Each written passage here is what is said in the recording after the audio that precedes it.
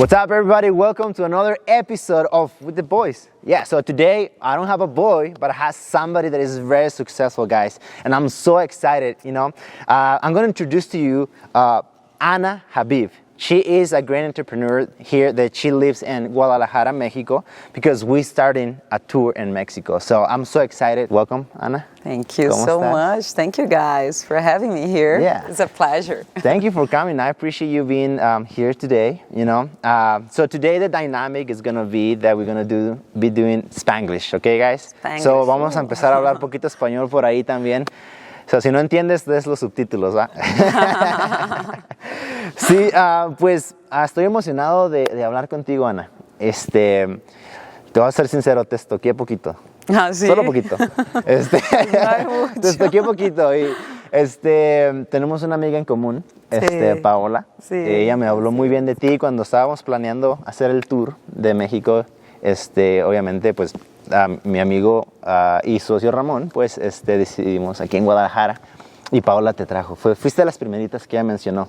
Me contó un poco de tu historia y pues despertó una curiosidad en mí de conocerte más y le dije a ella, tráela, consíguela. Ay, Haz lo pues que tengas que hacer, gracias. pero la quiero en mi podcast porque quiero saber más de ti.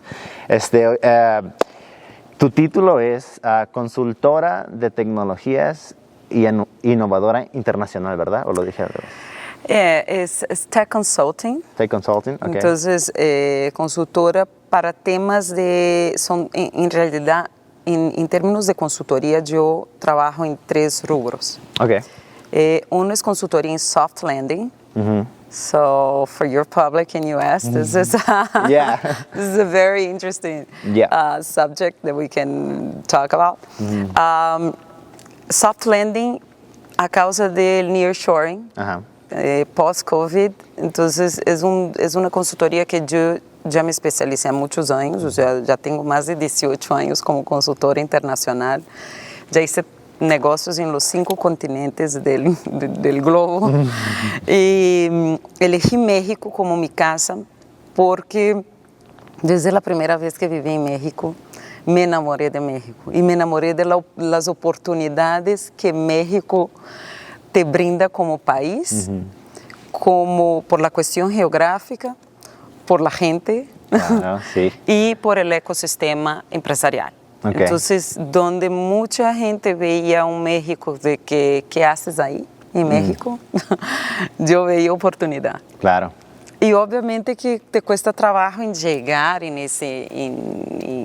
no estoy ni cerca de donde quiero estar, pero en esa trayectoria de esa segunda vez que vivo aquí en Guadalajara, ya son 7 años. Apenas cumplir 7 años de Guadalajara, de México ahora. Por los primeros 3 años no me dedicaba al mercado aquí, a trabajar aquí. Mis clientes estaban justo en Estados Unidos, en Canadá, en Brasil, en Chile. Pero tomé la decisión de romper con esa estructura de que atender un público extranjero y trabajar para ellos en el extranjero y enfocarme en trabajar con un público internacional, pero en México. En México, ok, sí. Y especialmente Guadalajara. Y especialmente aquí. Ok. Y entonces la consultoría en soft landing entró principalmente a causa de, obviamente que ese año hizo un boom. Son 4 empresas que aterrizo ese año, Wow. 4 empresas de tech. Pónganle un aplauso aquí porque Entonces, 4 empresas. Felicidades. Es mucho, o sea, para una persona, yo no tengo un equipo muy grande, yo tengo un equipo chiquito y es muy tailor consulting. Sí. Yeah. Es un mercado de nicho. Sí, Entonces, sí, son 4 empresas que aterrizamos ese año. Entre las 4, la proyección de inversión para los próximos 3 años es de más de $50 millones. Entonces, son 4 empresas que ya están contratando gente, que ya tienen oficinas. O sea, yo nada más las aterrizo. Turnkey. Yeah. Good luck. Yeah, next. Next is next. Oh, that's awesome. Sí. ¿Y por qué sublanding? ¿Qué fue exactamente? Soft landing. Soft landing se trata cuando una empresa, principalmente en mi caso, que me dedico a apoyar a empresas de tech, entonces el perfil de esos clientes es muy marcado. Por lo regular son empresas que son aceleradas, o sea, ya tienen un VC fund por detrás, sí, que hacen una inversión. Y el fondo, cuando recibes una lana, pues tienes que performar y entregar resultados, ¿no? El fondo, claro, quiere el ROI de esa inversión. Entonces, por lo regular, como esas empresas tienen la necesidad de aterrizar en México, se puso de moda, by the way. Entonces, which is good, right? Which is really good. Yeah. It's really, really good. That's it's awesome. a good problem to have. It's right a good problem. It's a good problem to have. To deal Living in Guadalajara is fantastic right now. Yeah. Okay. I feel super blessed to be able to. So you do a lot of things. So you're a serialpreneur. Yeah, I'm a serial entrepreneur. Yeah. Yeah. So I read or heard that actually I watched a video on, I think it was your Instagram. Okay. That you also do robotics. Education. So, education for robotics. Okay, talk to me a little bit more about that. What do you do? What's your role? Yeah, that role, that actually it was a personal drive. In 2018, I was consulting for a big mining and gas and oil company that provides equipment for the mining, gas and oil industry, okay? And so I was traveling all over Latin America and the Middle East, and I was seeing how advanced the technology was, and the gap that was in between how youngsters, K-12 students, have access to robotics education and technology in developed countries like US, Canada, and other parts of Europe and Asia. And I couldn't identify the same quality in countries, underdeveloped countries like countries in Latin America, including Mexico. Yeah. So due to this traveling and working as a consultant, I took advantage of my schedule and I started visiting, doing a little bit of benchmarking in countries like South Korea, in many countries in Europe, in US. And long story short, I came across to the STEM education program. So I started researching about STEM education. And the largest STEM education organization is in US. They're in Michigan. So I contacted them. I understood a little bit more about the program, and they've been around for over 20 years, if I'm not mistaken. Wow. So they provide STEM education for educators and teachers all over US. And I actually bought the program for Latin America. So you were the first one to do that? I was the first one that actually purchased the whole content, the license. We made a deal with STEM.org, and that was a dream. So that was a dream. I was still working, would pay the bills, was the consulting job, but this was my sidekick. Yeah, it was your passion project. Yeah, that was my passion project. My passion project. Exactly. What was, the education and bringing tech to Mexico. Yeah. And then I launched the program. Obviously, it was a pilot program, and we kick off the pilot in 2018 when we start, doing a little bit of trials with students because we have to tropicalize and adapt the program for Mexico. And then in 2019, we had the first group of students. And then we were ready to kick off the project, like we had a school and I hired the teachers and we were training the teachers, and then COVID hit. Oh my God. And I couldn't open the school. But then it was interesting because we had the opportunity to team up with an NGO here in Guadalajara, and since I had the resources, I had the teachers, I had the whole infrastructure, so we decided to provide the education for youngsters in very lower income neighborhoods around in the great Guadalajara area. and we kick off a beautiful project. It was my first incursion in the community. Nice. It's complicated as an educator. Just because you have a program or a school, you cannot enter or provide a free education unless you team up. There's certainly rules here in Mexico, unless you team up with an NGO. Okay. So this opened the doors for us to understand that we could actually launch our STEM education program with robotics. And is robotics, we recycle materials, so it's kind of there's a twist. That's awesome, though. And we launched the pilot in 2020. Yeah. In a community. You know, that's huge. You know, I believe sometimes we have to pay the bills, right?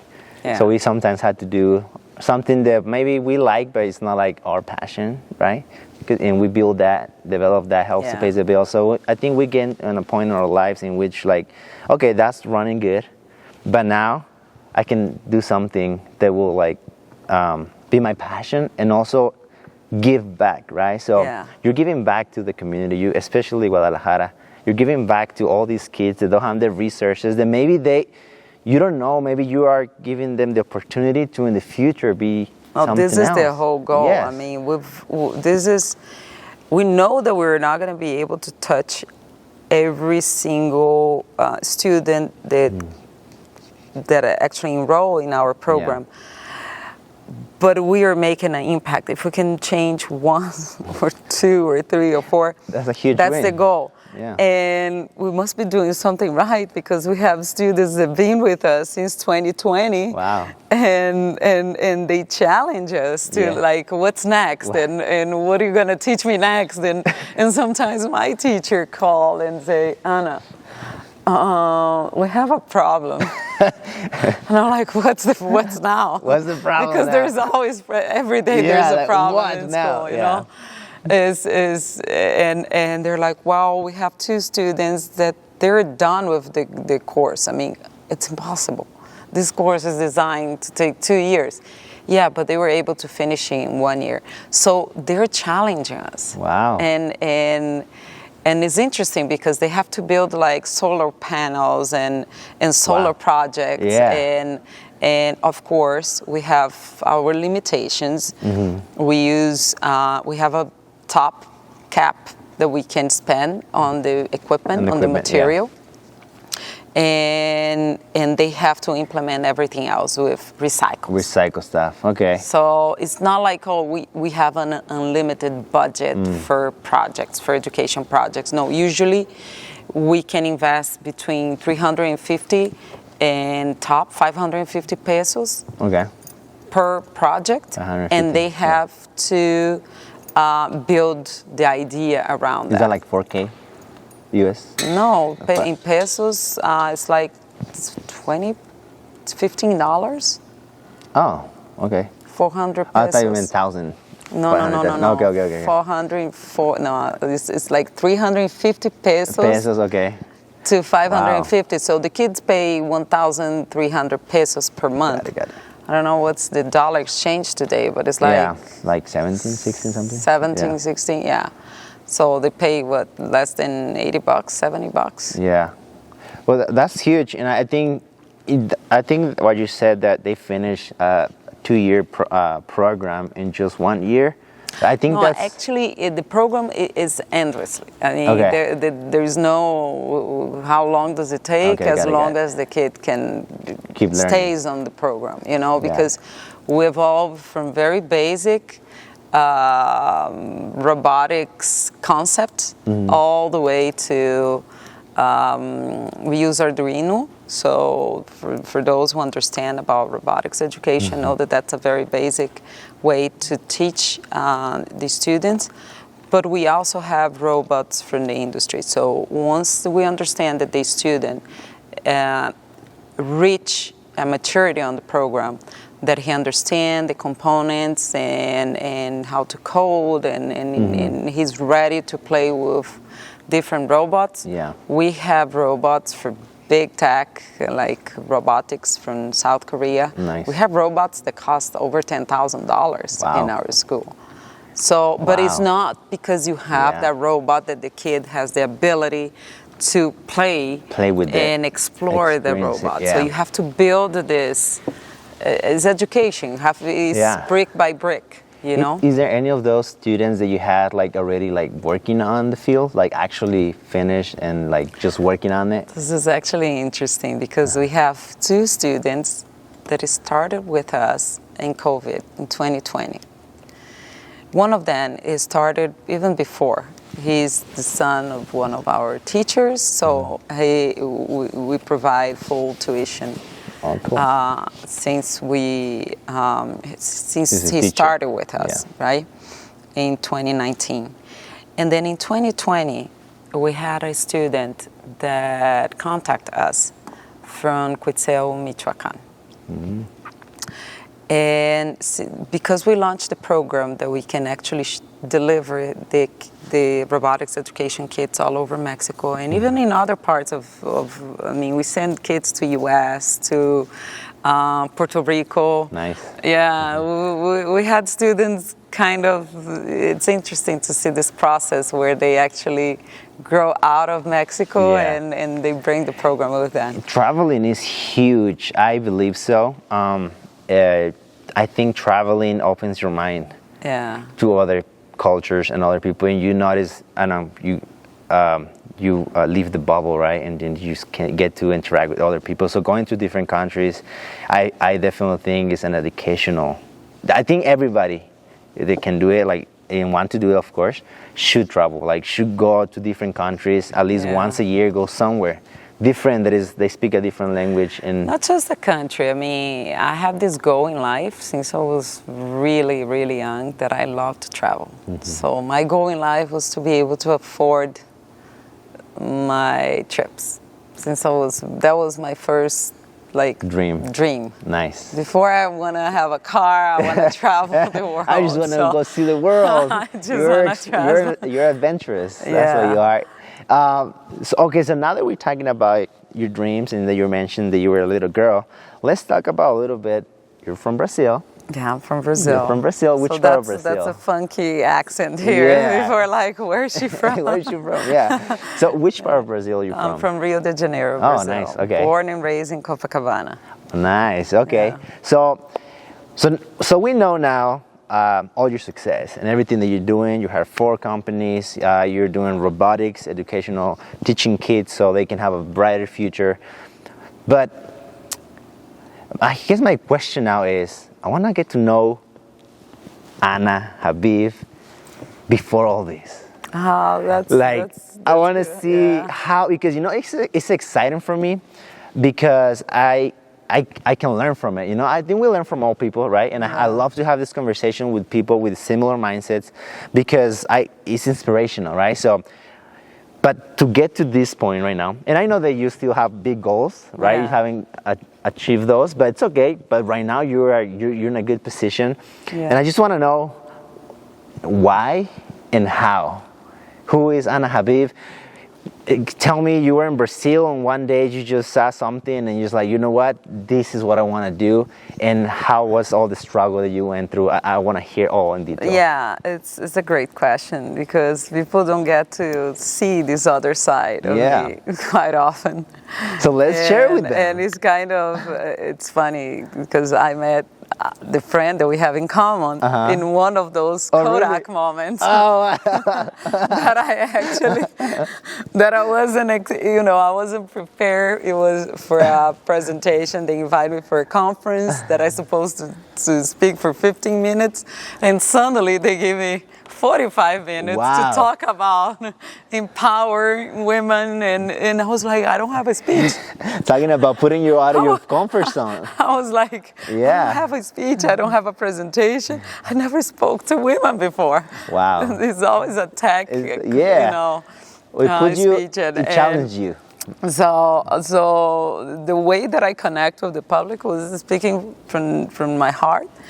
And talk about a little bit of my background in this context.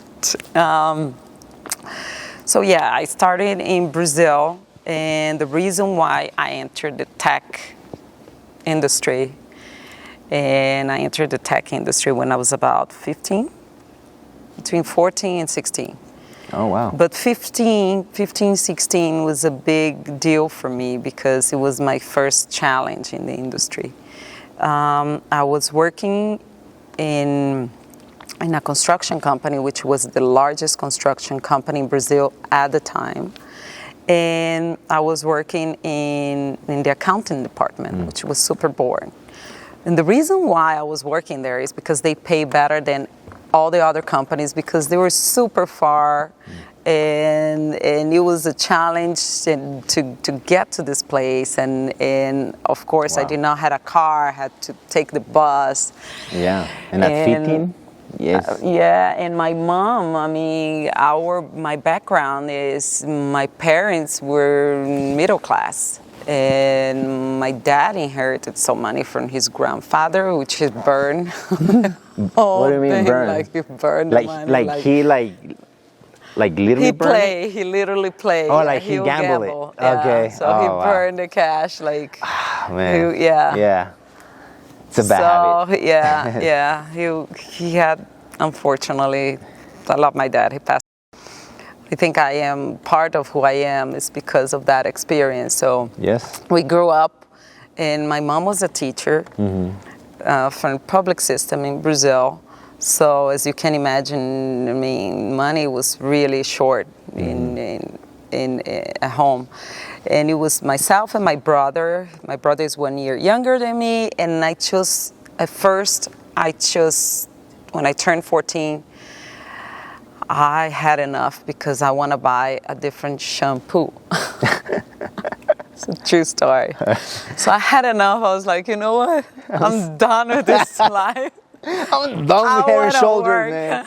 I need to buy a better shampoo.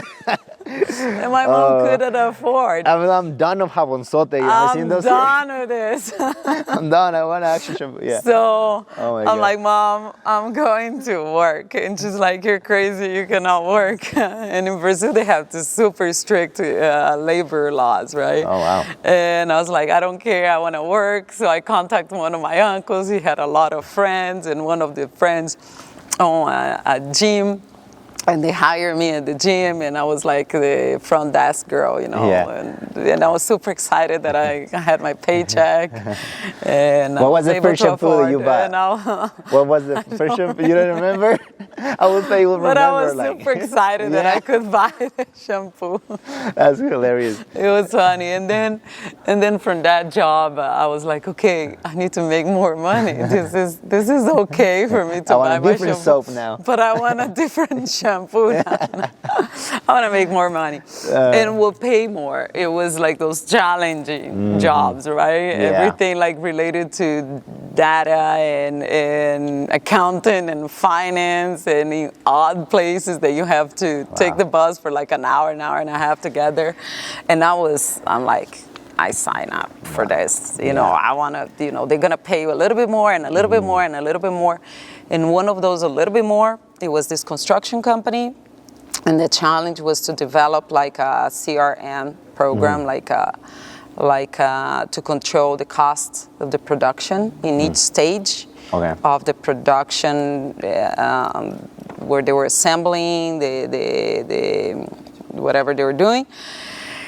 And there was no custom-made system. Okay. So I identified the opportunity to start coding in a language that was very complex at the time, which is still complex to this day, and it pays really good, by the way. But I don't code no more. It's COBOL. So I start coding in COBOL.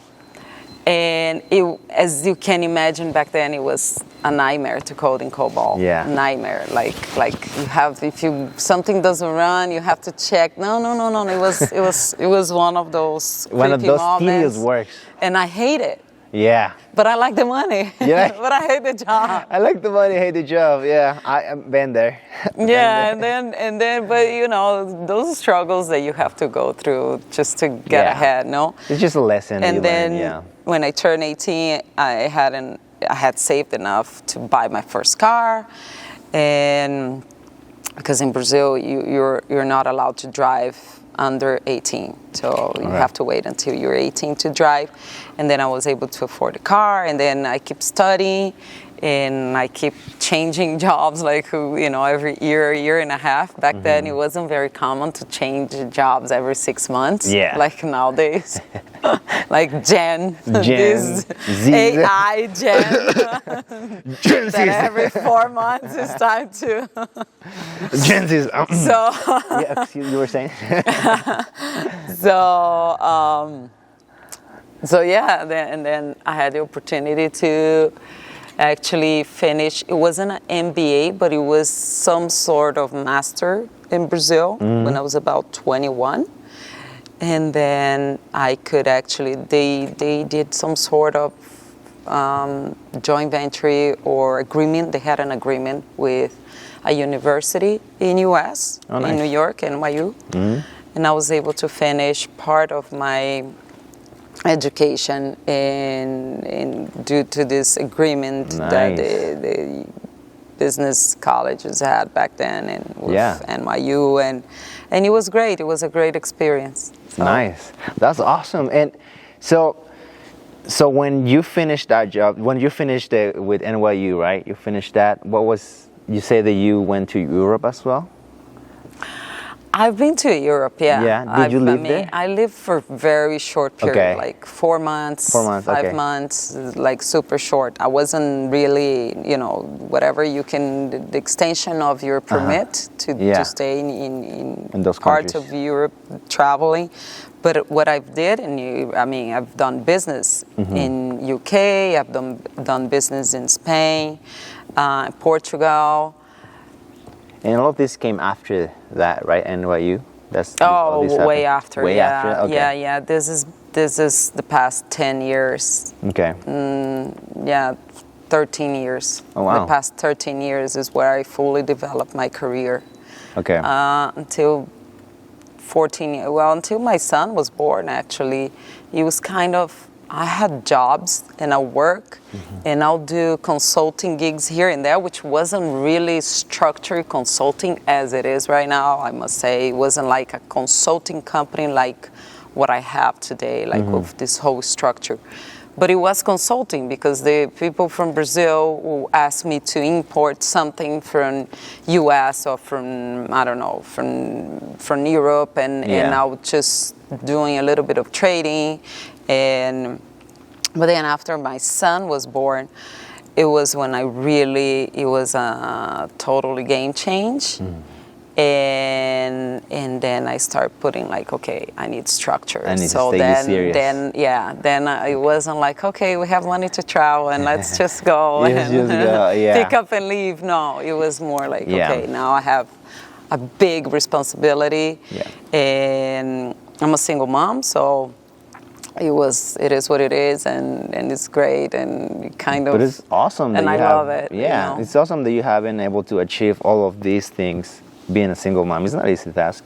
I have a daughter. No, it's not easy. Yeah, I have a daughter, and my mom was a single mom too, so I know it's not easy. The struggles and it's hardships. You have to have a very strong mindset, and you have to understand limitations, and you have to lose battles to win the war, but it's worth it, because it's worth it to see my son now. He's 14, and it's by far what I'm most proud of in my life is to be able to provide the education and to see him turn out to be the man that he is right becoming. Now. He's becoming. And he will keep becoming. And with your guidance, I'm sure he will get. Well, it's not that easy when they're teenagers. It's not like my son is like, why people pay you? You don't understand nothing about technology. You don't even know how to connect this with that. I'm like, that's hilarious. People always have those they make these mistakes. Like, how come you don't know how to fix a computer? I'm like, dude. I'm not like I'm not that kind of consultant. I know. Okay, that's funny. But we all go through that phase. Especially, I think when we're teenagers, we go through the rebellion phase, right? We go through that, but then we come to our senses later on when we're older, and then we're like, oh, okay, yeah, my mom was right.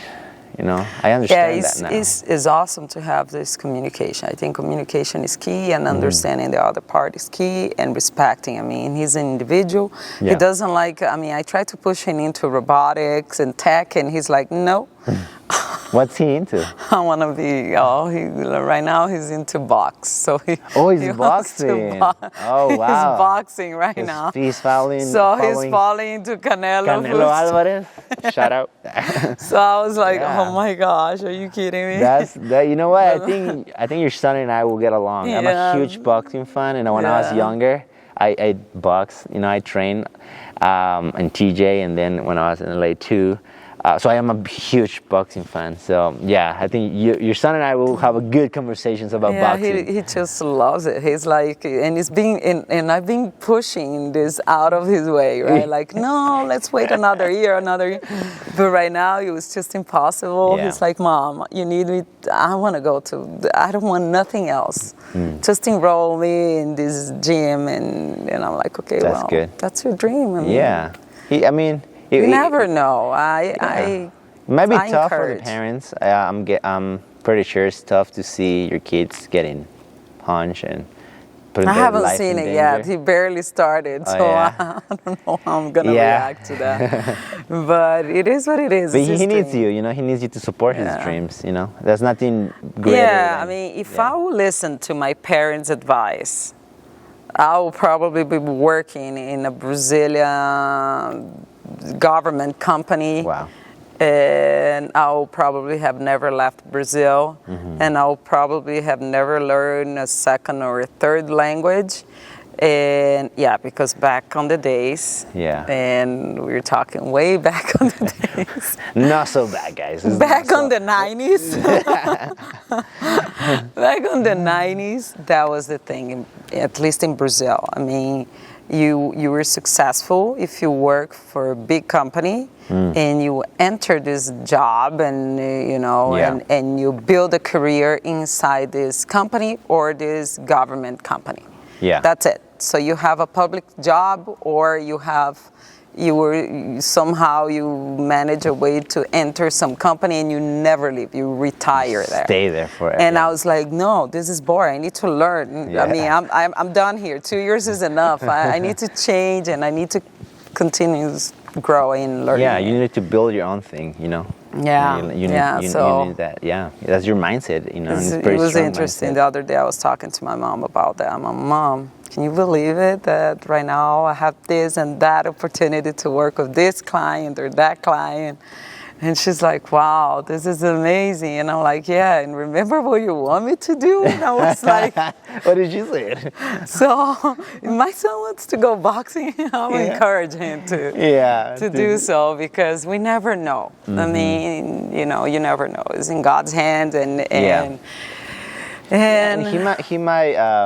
he might change his mind in the future, I remember when I was a teenager, I was really into process. it. Yeah, I was really into it, but when I hit 21, 22, I was like, okay, I don't think I love this, but I don't see myself as doing this. Yeah, but at the same time, he's into boxing, he's playing with Bitcoins, right? So he's already investing in that. Yeah. I'm like, what?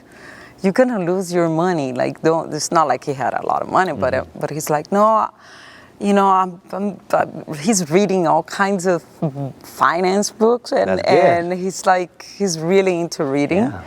So, Well, if he becomes champion of the world and has all this money, he will know what to do with the money. Yeah, he's super down to earth. He's super laid back and chill. And too much, way too much. But I found very interesting that he's at such a young age, he's into finances, because I don't think they teach you finances very well. At least I was going to school in the U.S. They don't teach you finances very well. No, they don't. They teach you how to be an employee, but they don't teach you how to manage your money. Like, I didn't know how to do my taxes after I was like actually working. Like, what, taxes? I have to do these things? Oh, you're not the only one. Lots of my clients, and we're talking tech companies. We're talking companies that are being invested there on seed round of investments or B series, C series. And often those companies have pass-through in U.S., right? They're from different parts of the world, and because the large majority of the funds are located in U.S., the funds that actually invested on tech, in Yeah. Latin America at least, so they have like a pass-through, usually in Delaware. And the large majority of those companies, they don't know how to do taxes as well. So when we were on the due diligence process to land these companies here in Mexico, the parent companies, the owners of the Mexican companies are usually those foreign American companies. Yeah. And when I'm on the due diligence process, the IRS, the forms are all over the place, the information is all over the place. And I'm not exposing those clients. No, this is a common mistake. And this is a common mistake that people often do. Doesn't matter how small or big you are.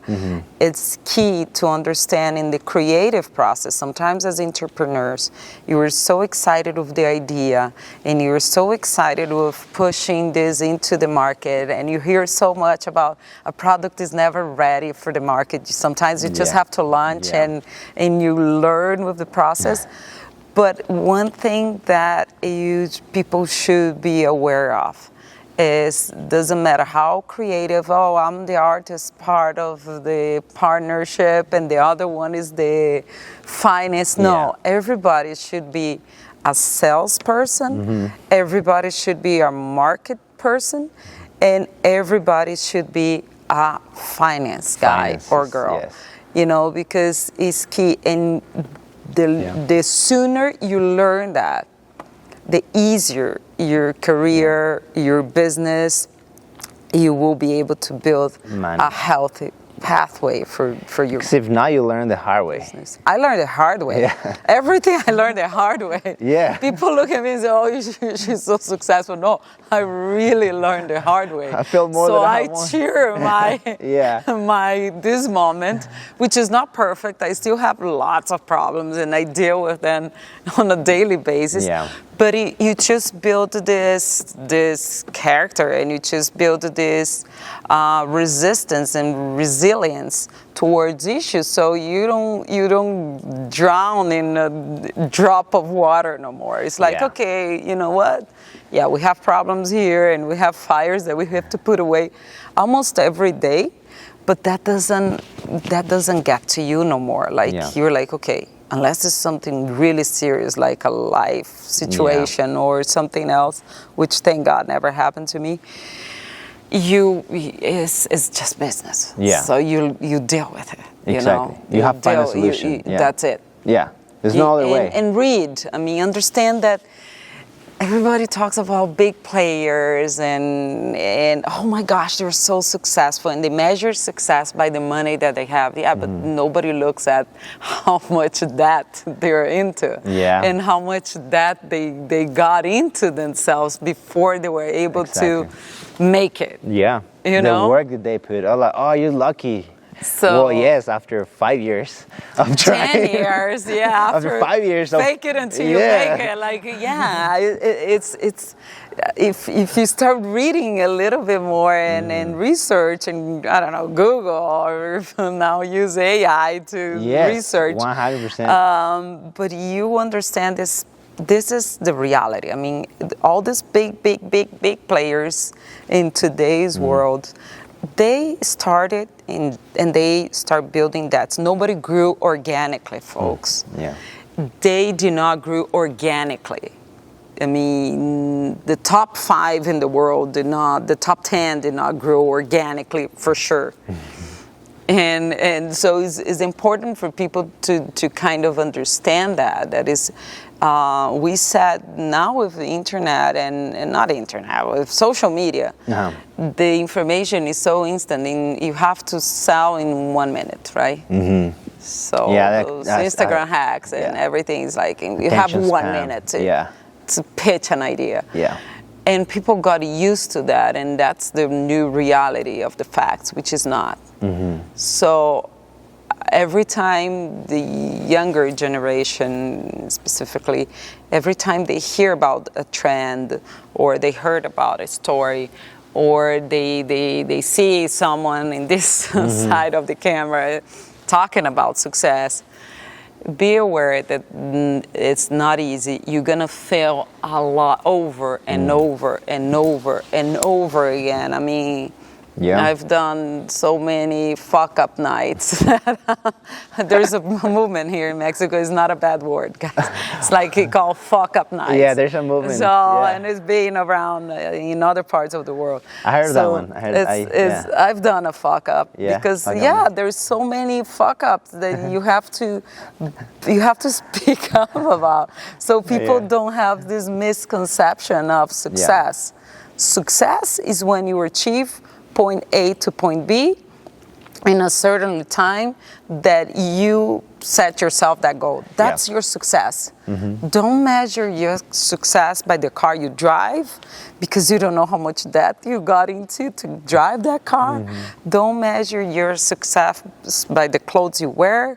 But no, I mean, success for me today, and it's being like this, is being able to provide to my family and be able to travel. That's awesome. You know, thank God I've been, I've worked hard enough that I build, I have a roof on top of my head. I have a car. I don't have to drive to change cars every year no more. Yeah. I used to when I was younger, but then when you start putting on the paper, you're like, okay, do I really need a car to make an impression? Yeah, I'm still okay with the 2018. Nobody cares. People, nobody cares. And honestly, actually, the most successful people, this is mine, that are like hyper successful.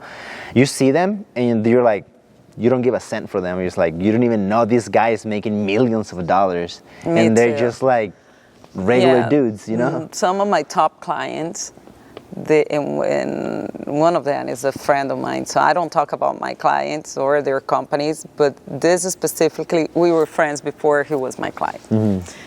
And he is a multimillionaire. I mean, he has 6 planes. He actually is a pilot, so he lives in Kukiu, Hawaii, which is an amazing place to live. And it's kind of interesting. It's paradise. It's paradise. He lives in paradise. It's paradise. And lots of famous people live in Kukiu, like high-profile people in the U.S., right?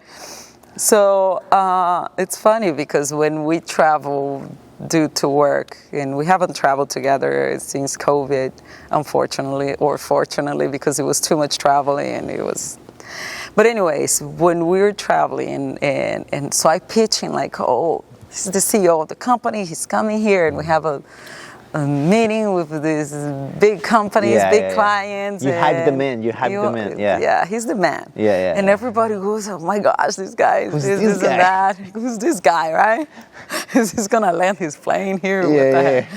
And then he always arrive wearing the same outfit. What is he wearing? What's he wearing? It's the same pair of jeans, the same tennis shoes, the same shirt. It's a T-shirt. A T-shirt. It's not even a shirt. It's like a T-shirt. And he always packs super light, like 3 pieces, and we're always running out of clothes. I'm like, you did not brought like at least a jacket or a suit or something. No, Ana, I do not. Who wears that? And it's true. I mean, he doesn't need that to prove a point. Yeah, he's basic. He's basic. He's basic. He's basic. And suddenly he's like in the middle of his super low profile shirt, and he's like, oh yeah, just got another citation and this and that. And I'm like, oh my gosh, people are not going to believe you or me. Come on, man. Who's the bluff here? You have to play a part, man. And then with time, people understand that, and I cheer to that. I'd rather deal and be friends and have an inner circle of people that are very truthful. And I have many other cases, but I'm not going to mention you guys, I promise. But I'd rather live with real people, because there's enough of fake in this world. Of people, So what you see is especially on social media. Especially on social media, it's like it's a funny world out there. You know what? We're gonna have to wrap up pretty soon. But before we go, I want to hear from you, what's next for you? Like, what's your vision for the next, 5, 10 years? In 10 years, when we talk again and I have you on my podcast again, what is the new projects that I'm going to be listening from you? What's your next plan? My next plan, and this was part of my big plan when I moved to Mexico this time 7 years ago with my son. And when people ask me that question, it's always the same answer. My goal is to see Latin America grow and flourish as it should. And I know in the next 10 years, Mexico will be the place. Mark my words. Doesn't matter how much insecurity, we know we have many social problems, and it's part of a system and it's part of a culture and it's part of lots of things, politics and other things that we're not going to get into that. But my dream is to see Mexico and Brazil doing more business together, and the whole Latin America coming together as a solid economic block. Nice. So this is my dream. That's your ultimate dream. That's my ultimate dream. That's awesome. Not to look just to the north. Mexico still do a lot of business with U.S. I understand there is business is business, and the numbers don't lie. However, I think we're missing a great opportunity to look further south. And Mexico right now, and speaking on the Latin America perspective, is the place to be. Not just Latin America. From the U.S., I have lots of friends that want to live in Mexico. And why not? I love Mexico. It's great. There's amazing opportunities, a lot to grow, a lot to develop. So if you have the resilience and if you have that drive to build something, this is the place to be, and it's a perfect timing because we're so close to U.S. and we're close to other parts of Latin America, and there is a lot of room for improvement, for growth, if you have the appetite to challenge. So still challenging, but it's way better than it was like 7, 10, 15 years ago. So. Yeah, that's true. Yeah, I think that's an amazing dream. I think we all, as Latinos, I personally strive for that too. To a degree, like, okay, I would love Mexico to be on the map, and look, I tell my team, like, guys, right now because my business has grown in the U.S. and that's kind of where it is right now. And most of my clients are American companies and stuff like that, which is nothing wrong with that. But I tell my team, guys, we're gonna, in the next couple of years, we're gonna look towards Mexico, because that's a huge opportunity there. It's not a secret. Big tech is coming to Mexico and it's landing hard in Mexico. So the American companies are here. We're not saying that, it's nothing against U.S. It's an amazing country. I love U.S. I'm very grateful for all my experience in U.S., my family, my friends that I have in U.S. I love them. I love the culture. However, don't underestimate Mexico and Latin America. That's my point. We're very work-driven, family-driven, and if we set our minds into it, we can make this change, and I think this is important for Mexicans and the rest of Latin America to believe that we can, that we can actually, level up. I think that's what is missing here. Sometimes I hear a lot in Mexico that they don't believe in themselves. Yeah. They don't believe they're that good. Yeah, we are that good. We doubt ourselves. A friend of mine was actually Ramon. He was telling. We were talking yesterday, and he said something that kind of stuck with me, and it was like, I'm going to say in Spanish because that's how he said it. Sí. Me dijo, créetela, güey. Así me dijo. Créetela. Sí. Like, créetela. Es lo que tienes que hacer. Créetela. And it's just believe it. I think visualizing is huge. Like, in my mind, I have visualized myself 10 years from now, 5 years from now. Kind of like, okay, this is what Tony in the future is going to be doing. And I think that's huge because now I just had to reverse engineer that. How do I get there? I just work backwards. And okay, what are the steps I need to follow in the next 6 months, 3 months, a year? What I have to do, Sí, yo también trabajo ese y vamos, let's switch to Spanish now. Sí, hay que cambiar a español un ratito. Esa cuenta al revés. Sí. O sea, cuando llegué aquí en Guadalajara la segunda vez, hace 7 años, entonces yo veía Guadalajara, no andares, o sea, no habían tantas torres alrededor, no estaba el Hyatt, no estaba la Torre GNP, o sea, grandes marcos, no estaba el Landmark. Y yo veía el desarrollo y las oportunidades y todo lo que... Yo decía, no es posible que estamos tan cerca de Estados Unidos y tan lejos en términos de desarrollo, ¿no? Sí. Y de repente, boom, se hizo un boom. Y de repente sigue desarrollando muy rápido todo por aquí. Sí. O sea, la mentalidad está cambiando. Está cambiando. Hace 7 años no se escuchaba tanta gente hablando en inglés en las calles. Mi español no era... Sigo en proceso de aprendizado. Pero o sea, es muy bueno. Pero ahí vamos, ya me comunico mejor, ya me expreso mejor. Pero hace 7 años yo todavía platicaba como que mitad y mitad, me hacía entender mucho en inglés. Okay. Y la gente no me entendía. Sí. Y ahora como que ya es algo más normal de se escuchar.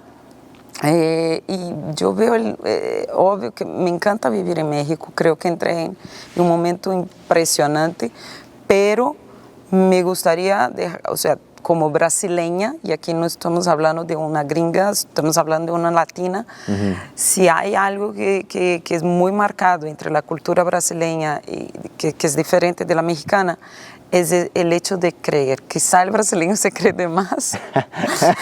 Como que tenían que bajar la rayita un poco. Una rayita nomás. Sí, es como los argentinos, o sea... Sí. Pero al mexicano nos falta. Yo pienso que el mexicano nos falta. No es empoderarse en el sentido de que soy pasar por arriba de alguien, no. Pero tampoco ponerse abajo de lo que somos. Claro. Y yo incluyendo, ¿no? Sí, pero, claro. Sí. Pero se me hace falta eso, esa creencia en uno mismo y de ahí sacar adelante todo lo bonito, todo lo que nos falta por conquistar, por crecer, por desarrollar y negocios por hacer, no nada más hacia el norte, miren hacia al el sur también. Exactamente, inversiones hacia el sur. Sí. Latinoamérica tiene mucho potencial y hay que aprovecharla porque es el legado que vamos a dejar nosotros, ¿no? Si nosotros no hacemos algo ahorita, los futuros latinoamericanos no van a tener México sí es chingón, México sí está de exacto. moda en Latinoamérica. Chingón, sí. O sea, hablando de Latinoamérica, no nada más Latinoamérica, en Europa, en varias partes del mundo, todos escuchan México y ¡wow! Sí, México es una potencia, ¿no? En cuestión cultural. Pues para que eso pase, algún día ocupamos más gente como tú. Ay, y que tú sigas haciendo como lo que nosotros, estás haciendo. como ustedes también, que están aquí invirtiendo. O sea, eso está chingón. Y ocupamos gente como tú, gente que hable con los niños, con los adolescentes, que les dé oportunidad, que les abra la mente, que les enseñe que hay algo más de lo que hay aquí, pues. Sí. Hay algo más, hay más futuro. Puedes utilizar estos mismos recursos para hacer algo más grande para ti y para tu familia y formar un legado. Pues. Sí, educación es key. Exactamente. Educación es para mí, sigue siendo el pain point, que no veo tanto esfuerzo en sacar adelante del punto de vista gubernamental. Claro. Y se me hace que eso es lo que cambia el mindset. Entre nosotros, ¿no? Sí. Allá en Estados Unidos, como escuchamos tanto que USA, USA, USA, o sea, nos hace falta ese patriotismo, sí. No un patriotismo sin educación, no, un patriotismo en el sentido de pues sembrar las herencias de México, el pasado de México, sí. Pero también el futuro, hacia dónde, qué podemos hacer, exacto. Qué podemos lograr. Creérnosla. O sea, inculcar exacto, eso, sí. ¿sabe? Inculcar eso en nuestra sociedad desde chiquitos exacto. Y no inculcar de que, ay, pues cuando crezca tienes que emigrar a Estados Unidos. Exacto. O sea, y es un mindset porque los americanos piensan, ¿qué es lo que dicen? Nosotros somos el país número 1 del mundo, sí. Etcétera, etcétera, el más fuerte. Y los niños crecen escuchando eso, entonces cuando ellos llegan a una edad adulta, ellos son temerarios. Sí. Temerarios.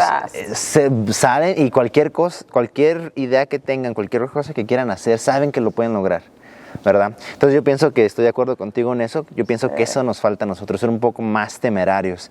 Dejar esa mentalidad que mencionas, por falta de educación y todo eso, y ser más temerarios, arriesgarnos más arriesgarnos educadamente. Sí, educadamente. O sea, no es de ser aventados sin tener contenido, exacto. ¿no? Pero es inculcar eso en nuestros estudiantes, niños y niñas, que sí se puede lograr aquí. Yo que hago muchas ponencias y pláticas en universidades, me pega mucha ansiedad ver la ansiedad de los jóvenes, porque terminan sus carreras y ¿ahora qué? ¿Dónde trabajo aquí? O sea, no existen oportunidades suficientes, principalmente allá en Tijuana. En Tijuana, la mayoría de los jóvenes cuando termina sus carreras es un tema, porque si hay una búsqueda por algunos empleos de la industria, principalmente tech, innovación, ingenierías, pero las universidades siguen desarrollando y formando jóvenes en carreras que no tienen una empleabilidad en Tijuana. Sí. Entonces, pasan años estudiando y pues llega un punto que dices, no, bueno, mejor me cruzo. Sí. El problema está en la forma como nosotros como sociedad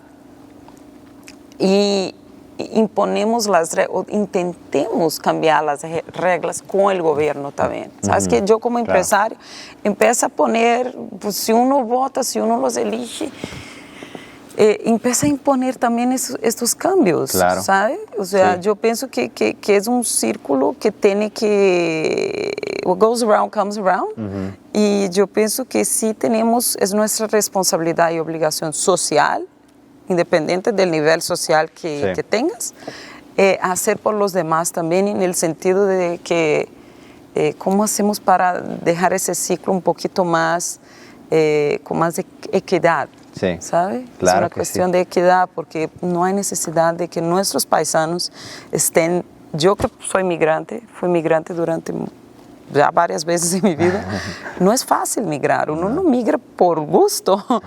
Es necesidad, qué bonito vivir en su casa, comer su comida, hablar su idioma con su familia. En un país súper lindo, hermoso. Sí. ¿Qué necesidad tiene uno de migrar para ganar un poco más? Y uno sabe qué difícil es migrar. Sí. Y cada vez se pone más difícil.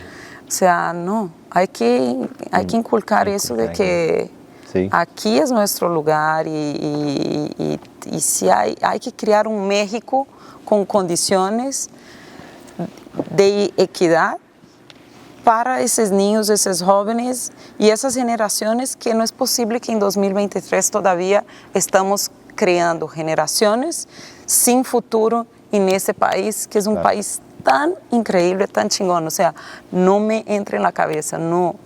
Yo entiendo el problema social, pero ya es hora de que empecemos a cambiar y que juntos como sociedad busquemos las formas de. Sí. ¿Sabes qué? Creo que esa es una manera perfecta de terminar el podcast. Y tienes mi voto, por cierto. Si no corres, tienes mi voto. Increíble conversación. Me encantó saber de ti, saber tus proyectos, saber tu visión. A mí me fascina hablar con gente así emprendedora porque yo pienso que tanto como la gente que ve el podcast, tanto como yo y tanto como la gente que está backstage, que no los ven, aprendemos pues y nos ayuda a inspirarnos. ¿Por qué no miras a la cámara aquí y nos dices le dices a la gente cómo te puede encontrar? Tus redes sociales o cualquier cosa que quieras. En las redes sociales, pues por Instagram, está chistoso porque está en inglés, es I am Ana Habib. Entonces ahí después ponemos en los captures por Ana Habib, por los subtítulos. Sí. Y por LinkedIn también, Ana Habib. Entonces si googlean ahí Ana Habib en México, ahí encuentran ahí varios. Okay. Pero, pues más que nada, muchísimas gracias, no, gracias por la oportunidad. Sí, no, bienvenidos a México, a Guadalajara. A Guanato, como dicen. Bueno, no, pues, thank you everybody for watching. I hope this information, this guest is amazing. I hope it's very helpful and inspirational for you. You guys know what to do. Like, subscribe, ring the bell so you guys get notifications every time we post a new video because we have guests like this. This is valuable. It's like gold. So you guys have to listen to this. Thank you guys. Love you. See you guys later. Peace out.